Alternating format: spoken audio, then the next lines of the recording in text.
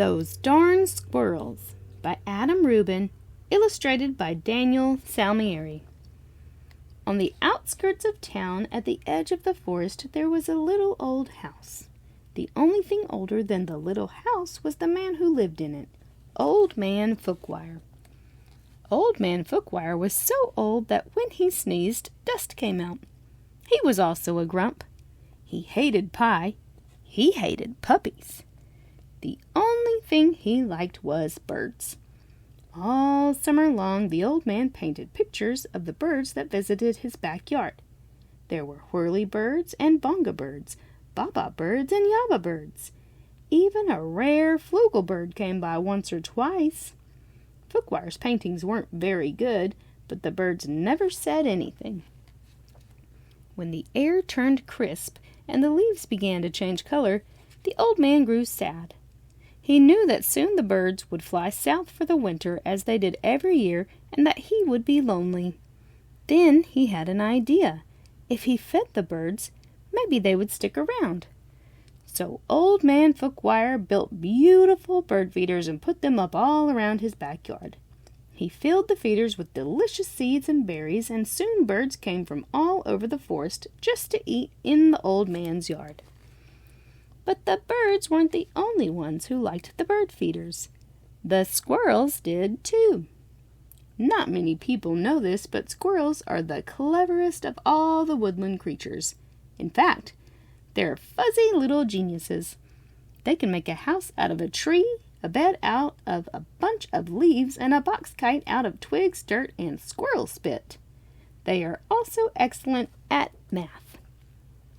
Winter was fast approaching, and the squirrels needed to gather as much food as they could to get ready. So they decided to take some of the bird food. The birds were not happy. Neither was Old Man Fookwire. When he discovered what had happened, he shook his old man fist and yelled, "Those darn squirrels!" He filled up the feeders again, but this time he hung them from a clothesline. Then he went back inside, confident that the squirrels would no longer be able to get to the seeds and berries. But the squirrels were determined. They devised a plan, and this time they took all the food from the bird feeders. The birds were furious. "Harump, harump, harump," yelled a bonga bird. "Those darn squirrels!" yelled Old Man Fookwire. "Yum!" said the squirrels.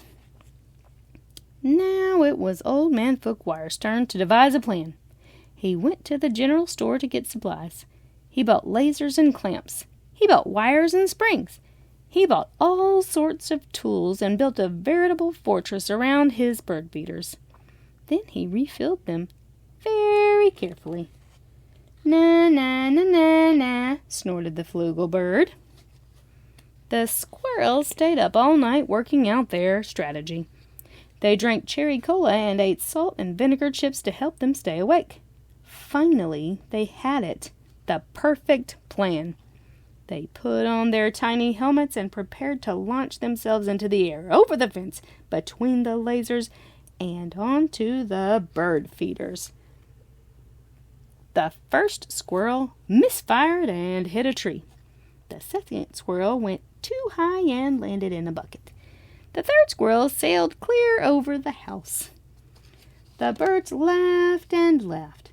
They each had one last delicious mouthful of seeds and berries from the old man's feeders. Then they flew south for the winter, just as they did every year. "Fizz," said the flugel bird. After the birds left, Old Man Fookwire was lonely, just as he was every year. He fixed himself some cottage cheese and pepper, his favorite snack, but he was still lonely. When he looked out the window, the squirrels could tell that he wasn't happy. "Go away!" shouted the old man. "I don't like you squirrels!" The squirrels held a meeting deep inside a large tree. They decided to give the old man a present to make up for taking the seeds and berries. Now, Not many people know this, but squirrels are not only fuzzy little geniuses, they also collect just about anything they find on the ground. These squirrels had a vast stockpile of spectacular junk to choose from. But what would Fookwire like? Bottle caps? Popsicle sticks? Postage stamps? Finally, they had it. The perfect gift. The squirrels stacked all of their loose change on Old Man Fookwire's doorstep. There were dimes and pennies. There were nickels and quarters. There were even a few tokens from Coco's arcade. It all added up to $47.36, plus a few rounds of skee-ball. "Maybe you squirrels aren't so bad," Fookwire said when he found the coins. "But I still like birds better."